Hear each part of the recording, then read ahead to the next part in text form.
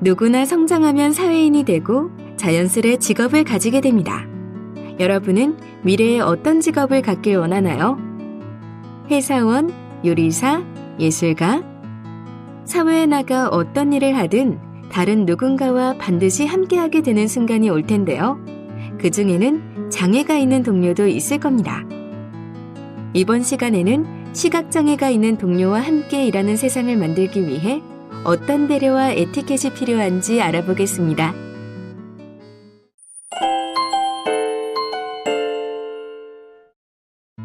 시각장애가 있는 사람에게 멀리서 인사를 하면 시각장애인은 당신이 누구에게 인사를 하는지 모를 수 있습니다. 그러므로 반드시 거리가 가까워졌을 때 자신의 이름을 밝히며 인사를 건네주세요. 안녕하세요, 준호 씨. 저 강지우예요. 안녕하세요, 지우 씨.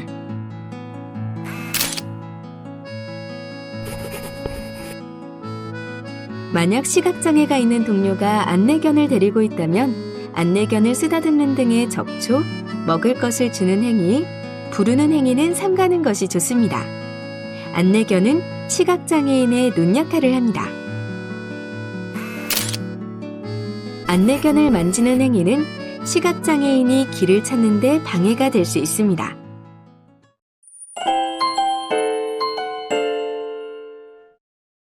회의를 할 때는 누가 말하는지 알 수 있도록 자신의 이름을 밝히는 것이 필요합니다. 강지우입니다. 제 생각에는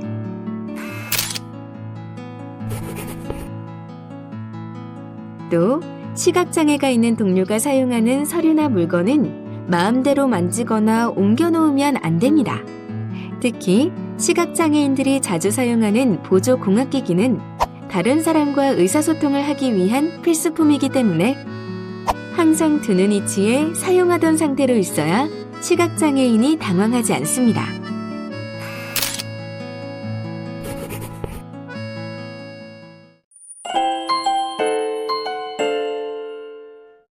낯선 환경에 처했을 때는 주변 사물의 위치, 계단의 방향 등을 자세히 설명해 주어야 하며 방향을 안내할 때는 시각장애인의 위치를 기준으로 구체적으로 표현해 주어야 합니다.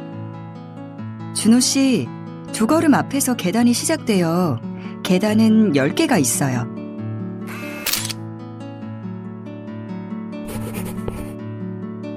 그리고 동행할 때는 지팡이 반대쪽에 서서 시각장애인이 팔을 잡을 수 있도록 도와주세요. 이때 시각장애인에게 도움이 필요한지 반드시 먼저 의사를 물어봐야 합니다.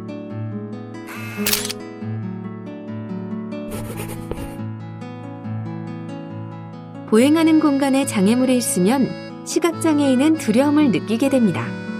보이지 않는 장애물은 시각장애인이 길에 대한 정보를 파악하는 데 방해가 될 수 있기 때문에 항상 정리해 주는 것이 필요합니다.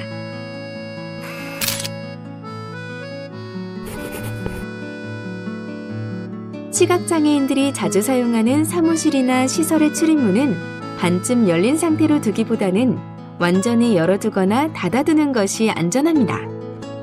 문의 상태를 정확하게 확인하는 것이 어려운 시각장애인의 경우 안전상의 문제가 될 수 있기 때문입니다. 장애에 대한 사람들의 사회적 인식은 장애인의 생활에 많은 영향을 줍니다. 사회의 태도와 인식이 긍정적인 경우에는 심한 장애가 있는 사람도 생활하는 데 큰 어려움이 없지만 부정적이고 미성숙한 사회인식과 여건은 경미한 장애가 있는 사람이라도 사회 적응을 포함한 취업, 경제활동에 어려움을 겪게 합니다. 장애인을 포함한 모든 사람은 독립된 한 개인으로서 능동적이며 적극적인 사회적 참여를 통해 경제활동을 하고자 하는 욕구를 지니고 있습니다. 여러분들이 사회인이 되었을 때 장애가 있는 사람을 만난다면 도움을 주어야 하는 대상이 아니라 함께 어울리고 살아가는 친구이자 동료로 대하는 것이 어떨까요? 그리고 장애가 있는 사람뿐만이 아니라 다양한 특성을 지닌 사람들과 함께 일하기 위해서는 여러분 스스로 열린 사고와 함께 매너와 에티켓을 갖춘 사람이 되어야겠습니다.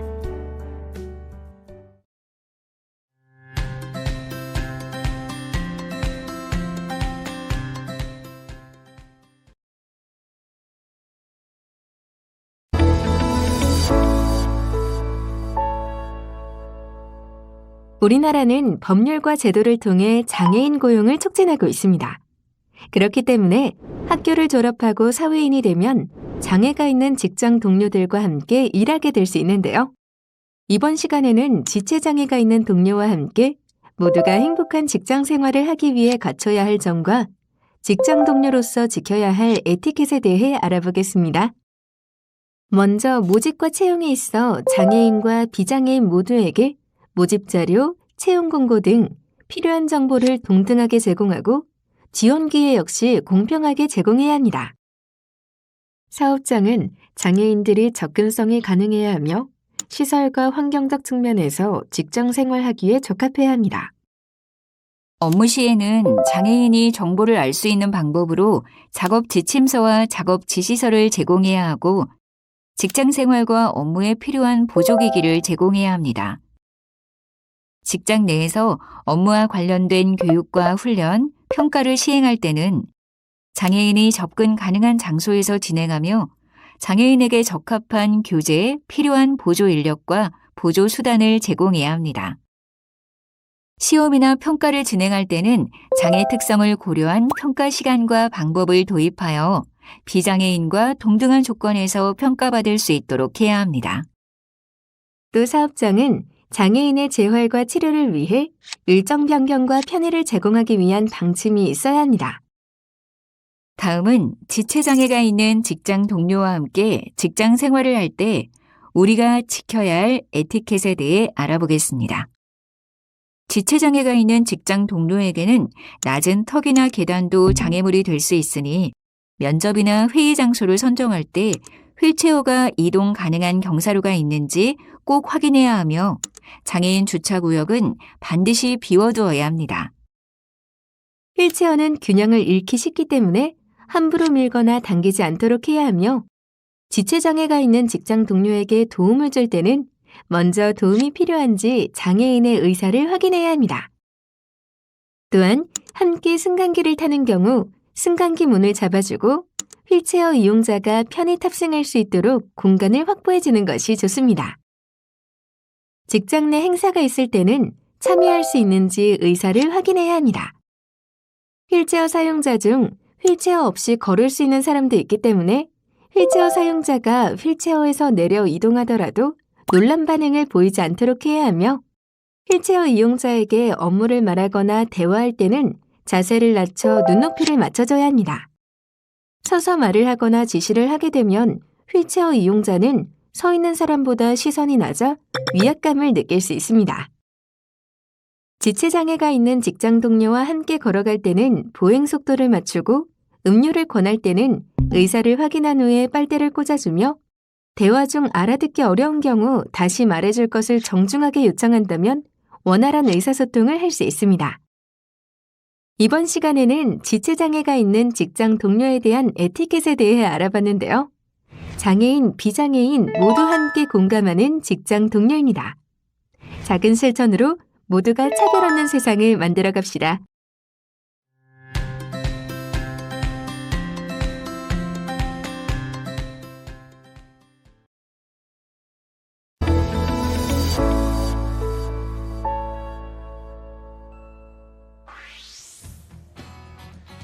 안녕하세요, 여러분. 오늘 여러분들과 의사소통에 대한 이야기를 좀 나눠보려고 하는데요. 의사소통은 모든 사람들이 가진 가장 보편적인 욕구라고 하죠.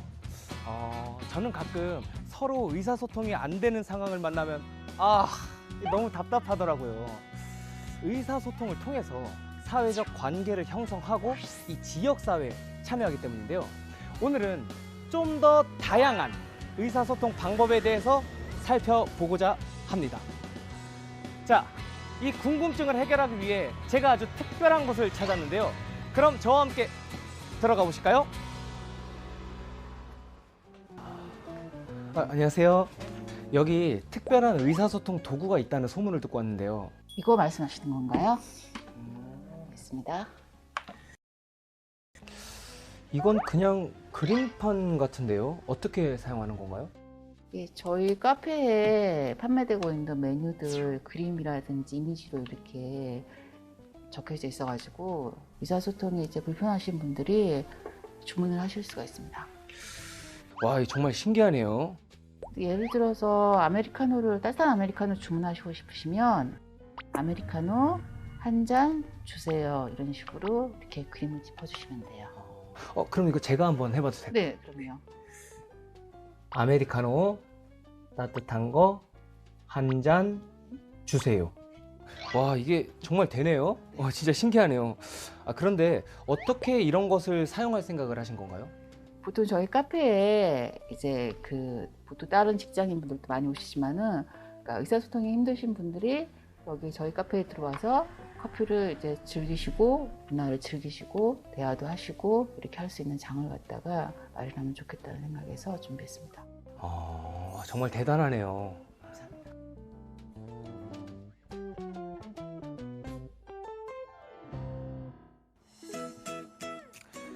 저희가 모르는 대체 의사소통 도구들이 굉장히 많은 것 같은데요. 아무래도 좀 더 자세히 알아보러 가야겠습니다. 자, 들어가실까요?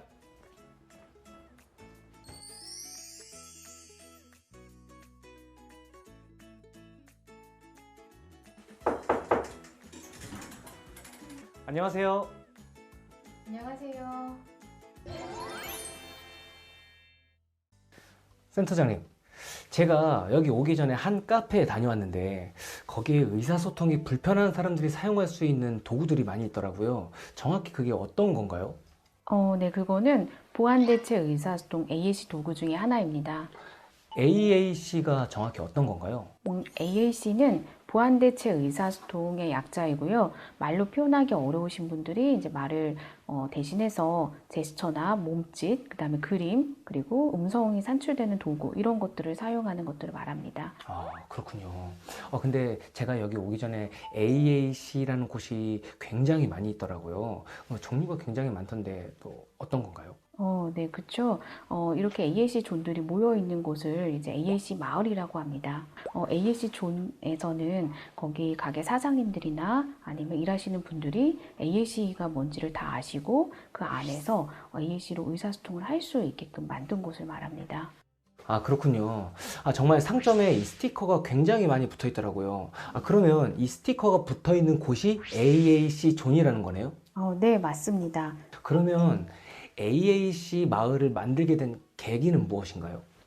센터에 의사소통에 어려움이 계신 분이 있으셨는데 이분께서 AAC를 사용해서 의사소통을 하실 수 있게 되셨습니다. 그랬다가 이분이 면접을 보러 가셨는데 면접관이 질문을 하셨고 이분은 대답을 하시려고 AAC를 꺼내서 어플리케이션을 이렇게 찾고 계셨습니다. 근데 면접관님께서는 AAC를 전혀 모르시다 보니까 내가 질문을 했는데 이렇게 기기를 꺼내서 뭔가 만지고 있어 라고 하면서 약간 분위기가 좀 어려웠다고 합니다.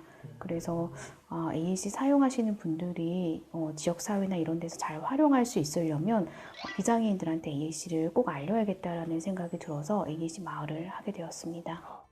제가 여기 오기 전에 AAC가 또 있지 않을까 해서 돌아다녀 봤거든요. 근데 종류가 굉장히 많더라고요. 네, AAC 종류는 굉장히 많습니다. 이렇게 눈과 눈을 연결해서 쓰는 눈 연결판도 있고요. 네, 그 다음에 이렇게 가방 형태의 의사소통 가방도 있습니다. 그리고 스위치도 있습니다. 아까 카페에서 보셨던 것 중에 하나인데요. 이렇게 판 형태로 판을 묶어가지고 만든 의사소통 책도 있습니다. 그래서 이거는 이제 학교 보건실에서 쓸 수 있는 거고요. 카페나 보건실 각 환경별로 이렇게 의사소통 책들이 있습니다. 네, 그 다음에 목걸이 형태도 있고 이런 팔찌 형태도 있습니다. 그래서 화장실 가고 싶을 때 화장실 가고 싶어요, 난 밥 주세요 이렇게 할 수 있거든요. 그래서 리포터님도 해외여행에 가시면 의사소통이 안 되실 수 있잖아요. 그럴 때 이 팔찌 가져가셔서 이렇게 활용해 보셔도 좋을 것 같습니다. 생각보다 정말 다양하네요. 네. 혹시 그러면 스마트폰으로도 사용할 수가 있나요?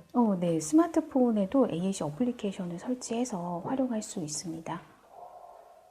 AAC 도구들만 있으면 의사소통이 어려운 장애인들도 걱정이 없겠네요. AAC 도구도 중요하지만 더 중요한 것들이 있습니다. 우선 AAC 도구를 사용할 수 있는 환경을 만들어야 합니다. AAC 존이 더 많아져야겠네요. 네, 그렇습니다. 그래서 더 많은 사람들이 AAC를 알고 그다음에 그 AAC 존에서 의사소통이 가능할 수 있는 환경들이 점점 많아지는 게 필요합니다. 정말 대단하십니다. 그러면 앞으로 바라는 점이 있으시면 어떤 것이 있을까요? AAC 마을을 통해서 이제 AAC를 아시는 분들도 많아지셨지만 더 많은 분들이 이제 AAC를 아셨으면 좋겠습니다. 그리고 말로 표현하지 못하시는 분들도 옆 사람이 계속 대신해서 이야기를 해주시는 게 아니라 이렇게 AAC를 통해서 의사소통이 어려운 분이 있으신 당사자분들이 스스로 표현을 하실 수 있는 그런 기회를 마련해 주셨으면 좋겠습니다. 네, 그럼 저도 열심히 응원하겠습니다. 네, 감사합니다. 감사합니다. 우리는 많은 사람들과 대화를 통해 상호작용하며 의사소통을 합니다. 대화의 단절은 관계의 단절을 의미하죠. 하지만 대화 방법이 동일할 필요도 한 가지일 필요도 없습니다. 다양한 의사소통을 통해 좀 더 많은 사람들과 마음을 나누고 소통할 수 있는 날을 기대해 봅니다.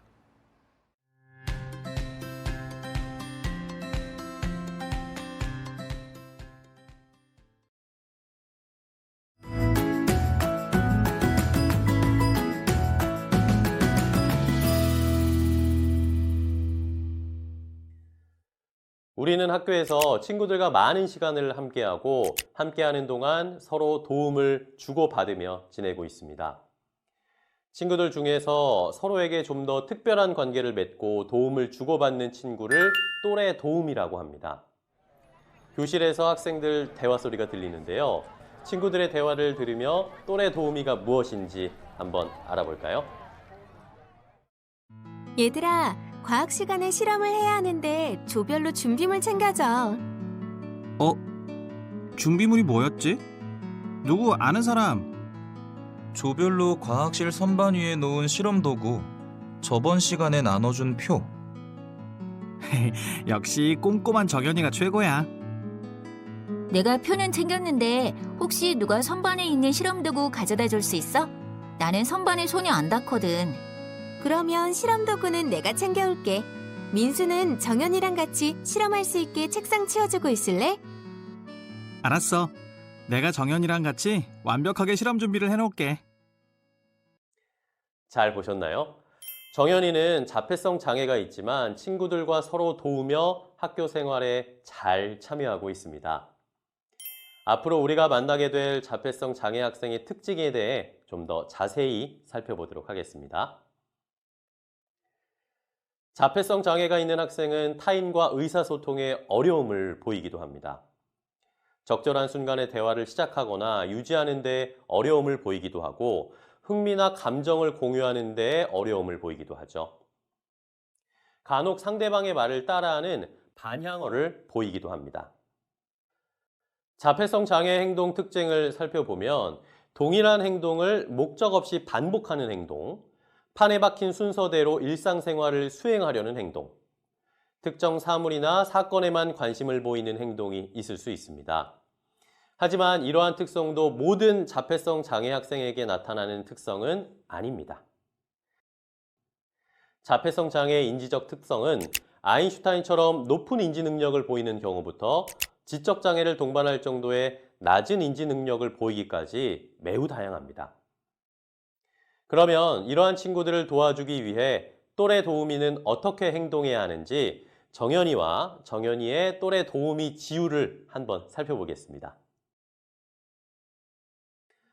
먼저 장애가 있는 친구도 나와 동등한 존재라는 것을 명심하고 가르치려는 태도보다는 친구가 무엇을 원하는지를 생각하려는 태도를 가져야 합니다. 자폐성 장애가 있는 친구들은 대체적으로 청각적 정보보다 시각적 정보를 더 잘 처리합니다. 지우처럼 정보를 전달할 때 말로 전달하기보다 시각적 스케줄을 활용해 함께 운동장으로 이동하는 식으로 수업 시간이나 학교 일과에 대한 정보를 제공할 수 있습니다. 만약 상동 행동이나 강박 행동을 보일 경우에는 당황하거나 억지로 행동을 하지 않게 제지하기보다는 느긋하게 기다려줄 수 있어야 합니다. 또 말을 따라하는 반향어는 의사소통을 하기 위한 시도로 볼 수 있기 때문에 친구가 관심을 보이는 주제로 대화를 시작할 수 있습니다. 진정한 친구는 서로를 있는 그대로 인정하고 이해하는 것입니다. 또래 도우미 관계를 통해 장애 학생과 비장애 학생 모두 긍정적인 교우 관계를 형성하고 성숙한 사회인으로 성장하는 밑거름이 되길 기대해 봅니다.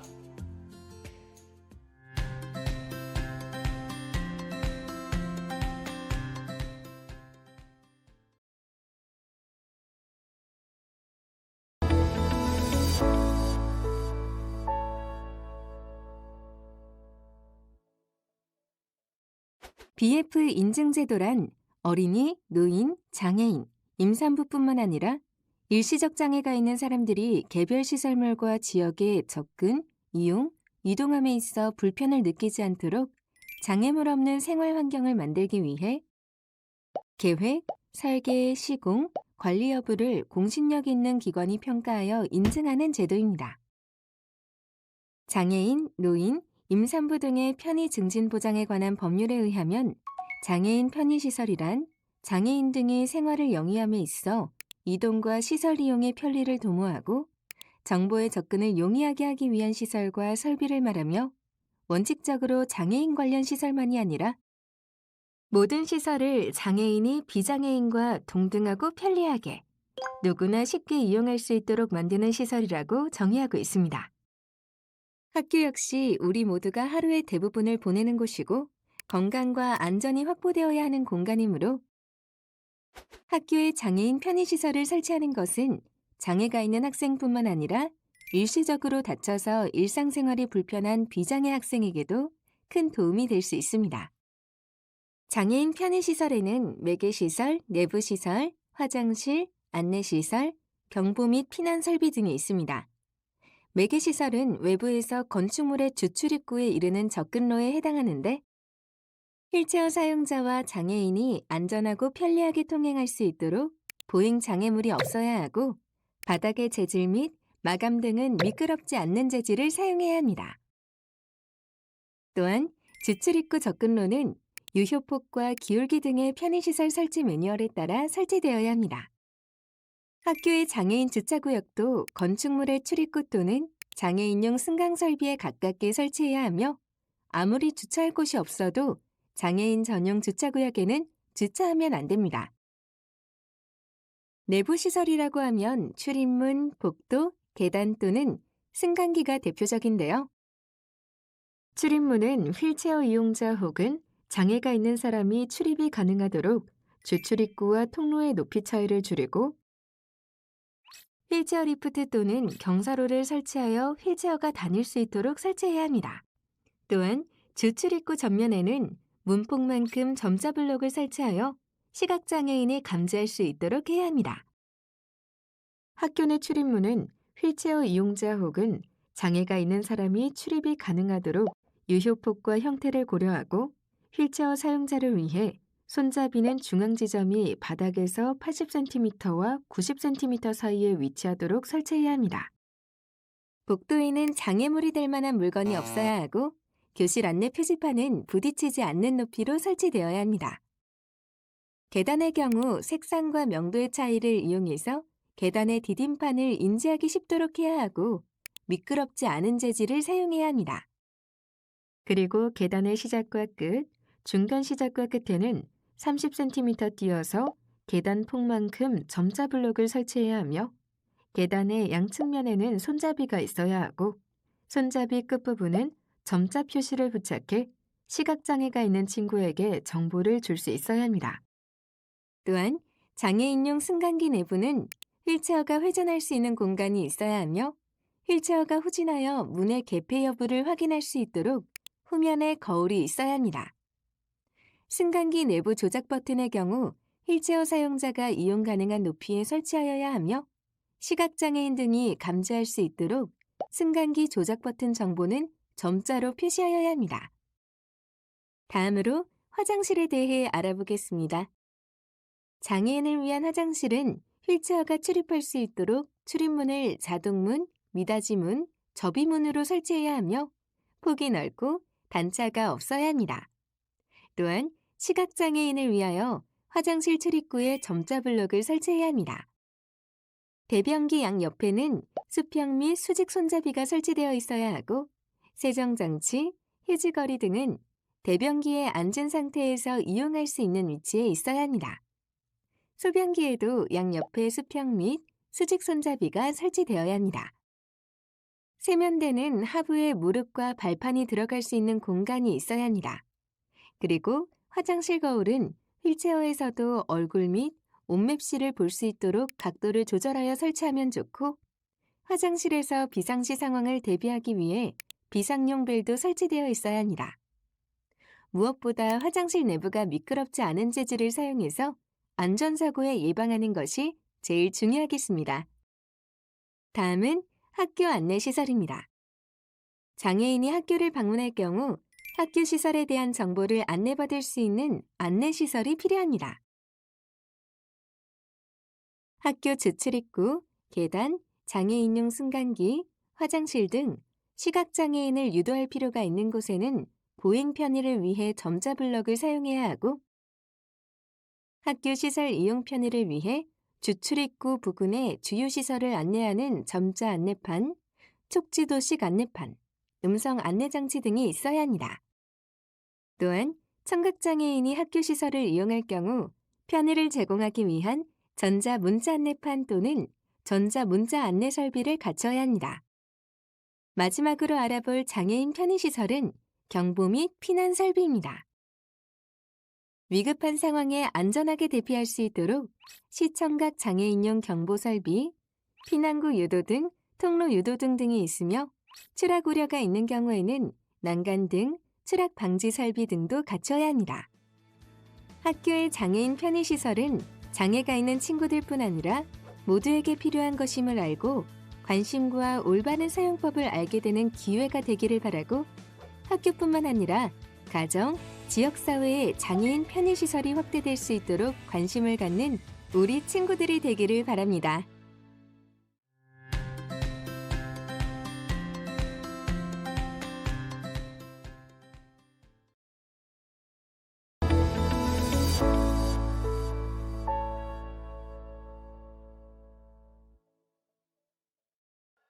여러분은 장애인 차별하면 어떤 생각이 떠오르시나요? 우리의 말은 생각보다 다양한 장애인에 대한 차별을 포함하고 있습니다. 이번 시간에는 장애인 차별금지법에서의 차별 유형과 생활 속 장애인 차별 용어에 대해서 살펴보겠습니다.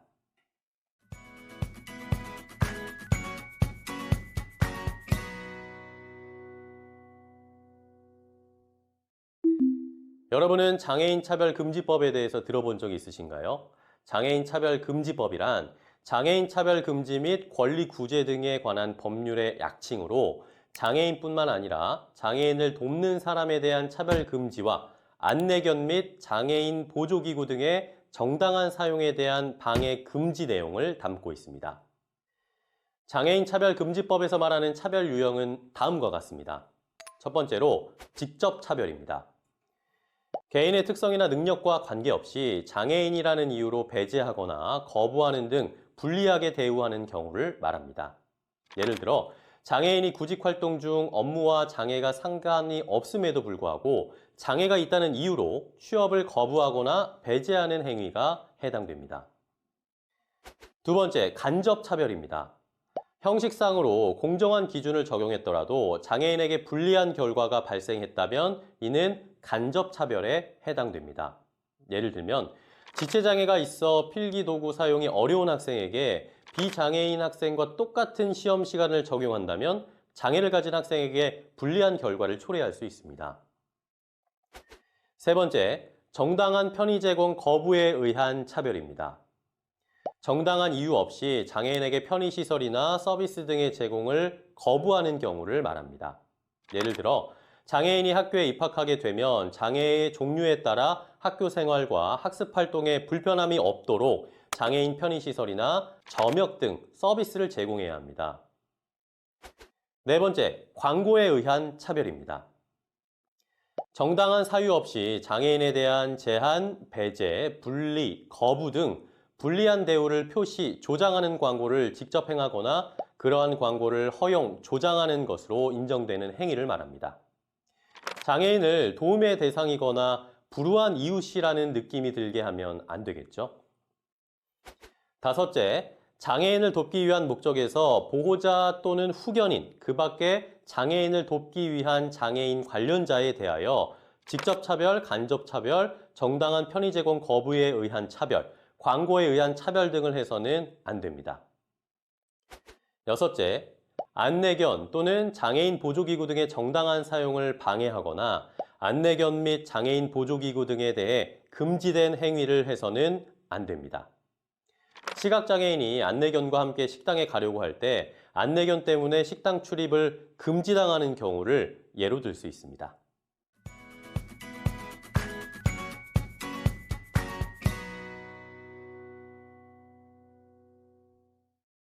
고의가 아니더라도 장애인 또는 장애인 관련자에게 모욕감을 주거나 비하를 유발하는 언어적 표현이나 행동을 해서는 안 됩니다.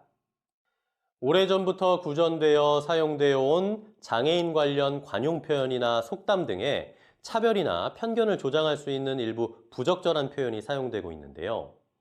장애인 차별 금지 및 권리 구제 등에 관한 법률에 의해 장애인에 대한 부적절한 표현은 법적 용어와 대체 표현으로 사용해야 합니다. 예를 들어 귀머거리 3년에서 귀머거리는 청각장애인을 비하하는 용어이므로 사용하지 않아야 하며 인내의 시간을 보내고 있음을 의미하는 말과 문장으로 대체하여 표현할 수 있습니다. 꿀먹은 벙어리, 벙어리 냉가슴 앓다에 사용되는 벙어리 혹은 말더듬이는 언어장애인을 비하하는 용어이므로 마음속의 말을 못하거나 말문이 막힌다는 뜻의 문장으로 표현하는 것이 좋습니다. 맹인, 애꾸, 외눈박이, 장님, 소경, 봉사는 시각장애인으로 사용해야 하며 장님 코끼리 다리 만지기, 눈뜬 장님 등과 같은 속담은 속담이 내포하고 있는 뜻을 직접적인 표현으로 대체하는 것이 어떨까요?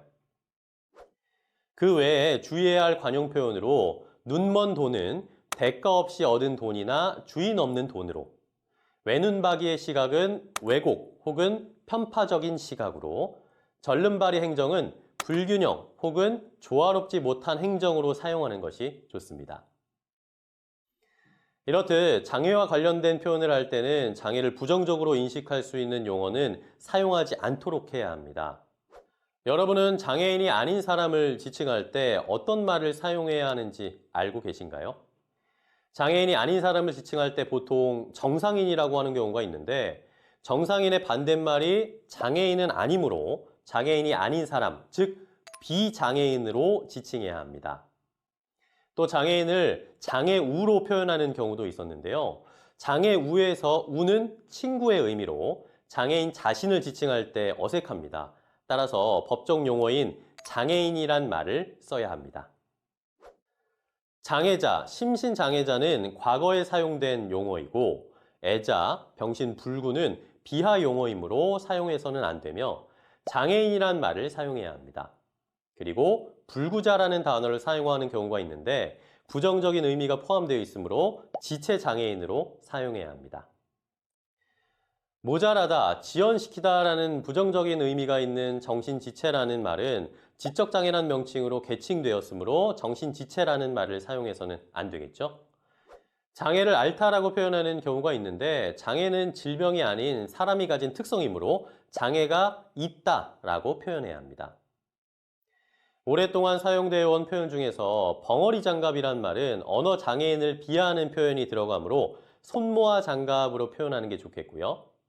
어떤 것을 선택해야 하는데 결정하지 못할 때 결정장애라고 하는 경우가 있는데 장애인을 비하하거나 차별하려는 의도 없이 사용했더라도 장애라는 말이 부정적인 의미로 사용됐기 때문에 차별적 표현에 해당됩니다. 따라서 상황에 맞게 결정을 못해서 머뭇거린다 또는 우유부단하다 등으로 표현하는 게 좋겠습니다. 마지막으로 장애인 차별 의도는 없었지만 장애인 차별 표현을 썼다면 먼저 진정성을 가지고 구체적으로 무엇을 잘못했는지 드러나도록 즉시 사과해야 합니다. 그리고 잘못된 표현에 대해 인정하고 재발 방지에 대한 구체적인 약속을 하고 지키도록 합니다. 여러분들이 장애인에게 모욕감을 주거나 비하를 유발하는 언어적 표현이나 행동에 대해 주의한다면 장애인에 대한 부정적인 생각을 바꾸는데 큰 도움이 될 것입니다.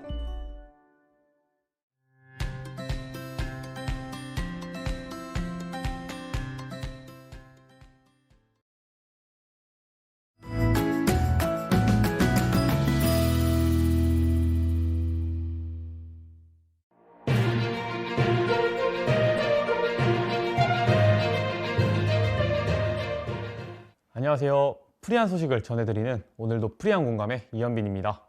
안녕하세요. 유익한 소식을 아주 쉽게 소개해드리겠습니다. 프리한 공감의 박수연입니다. 얼마 전 우리 학교 인기남 지민이가 동아리 활동 시간에 축구 경기하다 다쳐서 3개월 동안 깁스를 해야 한다는 의사 진단을 받았다죠. 당분간 지민이는 휠체어를 이용하여 등하교를 하게 될 거란 소식입니다. 정말 안타까운 일이 아닐 수 없습니다. 헌데 등하교길 인도가 좁고 바닥이 울퉁불퉁해 휠체어를 이용하는 게 쉽지만은 않을 텐데요. 덕분에 우리 학교에 유니버설 디자인이라는 새로운 이슈가 생겼어요. 유니버설 디자인은 이미 우리 생활 속 깊숙이 자리 잡고 있다고 하는데요.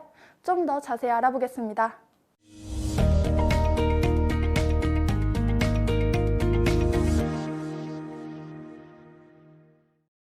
유니버설 디자인, 뭔가 유니크하고 판타스틱하고 글로벌한 이름 아닙니까? 유니버설 디자인은 다양한 상황과 공간에서 물건과 건축물의 내 외부 공간을 이용할 때 안전하고 편리하게 사용할 수 있는 환경을 만드는 것을 의미합니다. 장애인만을 위한 환경이 아니라 노인, 아이, 임산부 등 모든 사람들에게 안전하고 편리하며 사용자가 상황에 맞게 스스로 선택할 수 있어야 함을 의미합니다. 뭔가 비교해서 이야기하면 좀 더 쉽지 않을까 해서 제가 또 공부를 해오지 않았겠습니까? 유니버설 디자인과 비슷한 개념으로 베리어 프리라는 게 있는데요. 우리말로는 무장애라고 합니다. 무장애와 유니버설 디자인의 차이점 혹시 알고 계신가요? 우선 무장애는 신체적으로 불편하거나 장애가 있는 사람이 안전하고 쉽게 사용하도록 장애물이 없는 물리적 환경을 만드는 것으로 법규 및 명령에 근거한 디자인이므로 표준을 통한 기준이 있습니다. 유니버설 디자인은 모두에게 공평하고 이용하기 쉽도록 물리적, 사회적 환경을 만들고 가능한 많은 사람의 요구에 만족시키기 위한 디자인 철학이자 접근 방법입니다. 다시 말해 무장애는 주로 장애인, 노인 등의 장애가 있는 사람들이며 건축물, 공공시설 등에 존재하는 물리적 환경에 장애물을 제거하는 것이고 유니버설 디자인은 성별, 연령, 국적, 장애의 유무와 관계없는 모든 사람들에 해당되며 건축물, 공공시설 등의 물리적 환경을 비롯하여 행정, 교육 등 사회적 환경 가치 등이 포함되는 것이 다릅니다.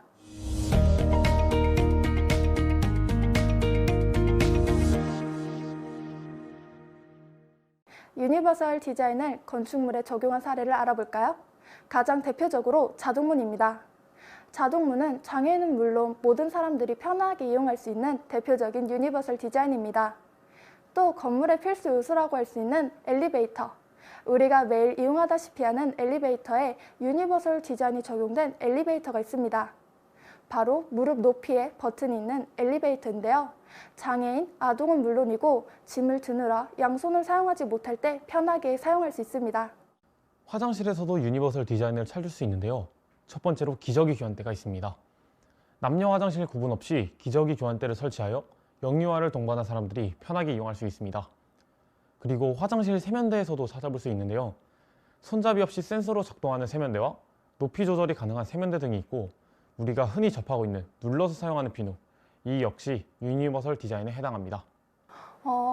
눌러서 사용하는 비누도 유니버설 디자인이었군요. 정말 우리 주변에 많은데요?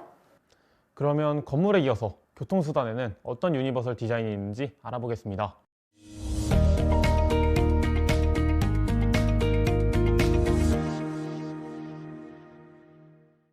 유니버설 디자인이 적용된 대표적인 교통수단으로는 저상버스가 있죠.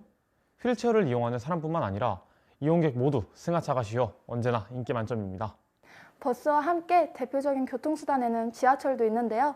지하철 내 출입구도 밀어서 돌리는 좁은 출입구에서 통과하여 지나가는 출입구로 편하게 바뀌고 있습니다. 저는 등하교를 걸어서 하는데 길거리에는 유니버설 디자인이 없나요? 없다뇨. 당연히 있죠. 횡단보도에서 볼 수 있는 음성 신호등은 청각 장애인들을 위해 만들어졌지만 많은 사람들이 신호등을 안 보고 있어도 신호의 바뀜을 알 수 있어서 편리하게 이용하고 있습니다. 계단보다 편안하게 오르고 내릴 수 있는 경사로도 유니버설 디자인이라고 할 수 있죠.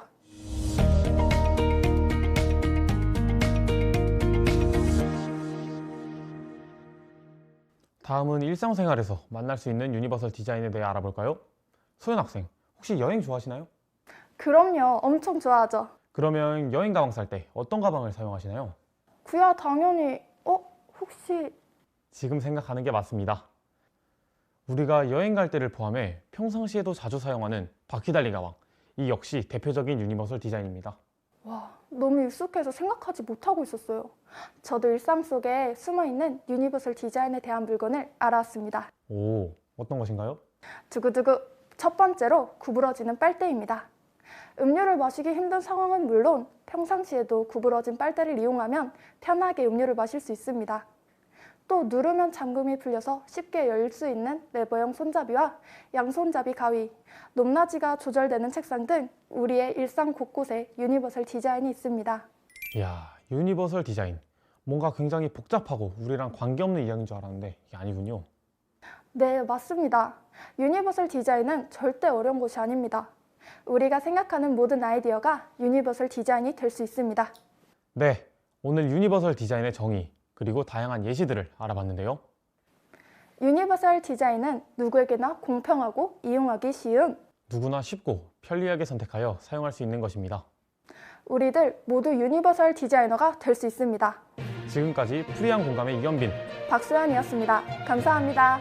안녕. 안녕.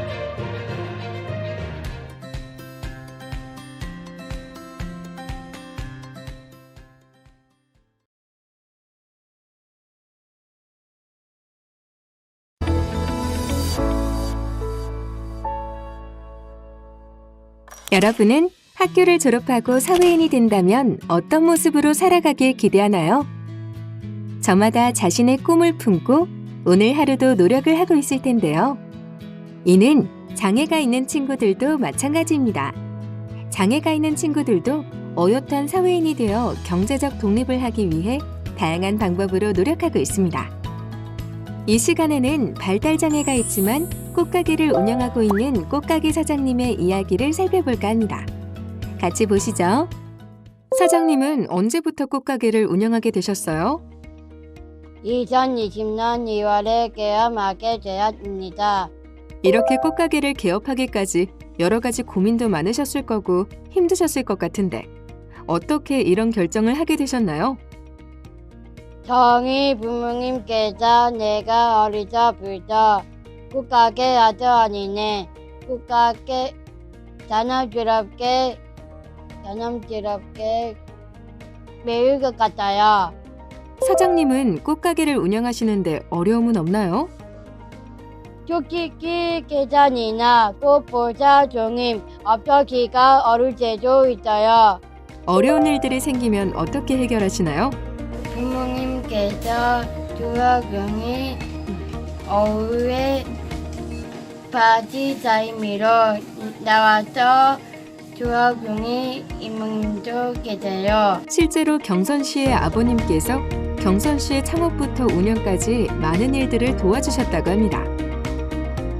언제나 사장님께 큰 힘이 된 아버지를 만나 경선시 이야기를 들어보겠습니다. 아버님께서는 경선시가 이렇게 혼자 꽃가게를 운영할 수 있도록 어떻게 도와주셨나요? 우리 경선이가 초등학교를 일반 초등학교를 다녔고요. 중학교, 고등학교랑을 특수학교로 전주로 다녔어요. 전주로 다니면서 통학 버스를 타고 기숙사 생활을 하고 하면서 사회 적응이 훈련이 수업이 잘 됐다고 생각을 합니다. 버스를 타고 이렇게 전주를 다니면서 버스를 놓치기도 하고 잘못 내리기도 해서 그게 하나의 걔한테는 하나의 수업이었고 공부였고 사회에 적응하는 데 있어서 큰 도움이 됐다고 생각을 합니다. 그럼 학교 졸업 후 바로 꽃가게를 운영하셨나요? 아니죠. 처음에는 직장 생활을 했어요. 회사 생활을 하면서 잘 했었는데 회사가 갑자기 그 회사 사정으로 인해서 좀 힘들어지면서 구조조정을 하게 됐고, 그런 와중에 실직을 하게 됐습니다. 실직한 다음에 또 다시 우리 경선이가 사회에 또 어떤 적응할 수 있는 게 뭐가 있을까 이렇게 생각을 하다가 제가 도와줄 수 있는 게 이제 꽃가게다 보니까 꽃가게를 한번 해보자 이렇게 해서 이제 꽃가게를 내게 됐습니다. 의외로 잘하고 있어요. 꽃가게를 경영하는 것이 쉬운 일은 아니지만 스스로 해내기 위해서 열심히 노력하고 있는 경선 씨. 장애라는 틀에서 벗어나 재능을 발휘하며 어울림의 가치를 만들어내는 경선 씨의 모습에서 희망과 감동을 느낄 수 있었습니다. 슬기롭게 자립 생활을 하고 있는 경선 씨의 모습을 보며 장애인의 자립도 비장애인의 자립과 다르지 않음을 확인할 수 있었습니다. 삶의 모습과 방식은 조금 다를 수 있지만 각자의 자리에서 최선을 다하는 모든 이들을 응원합니다.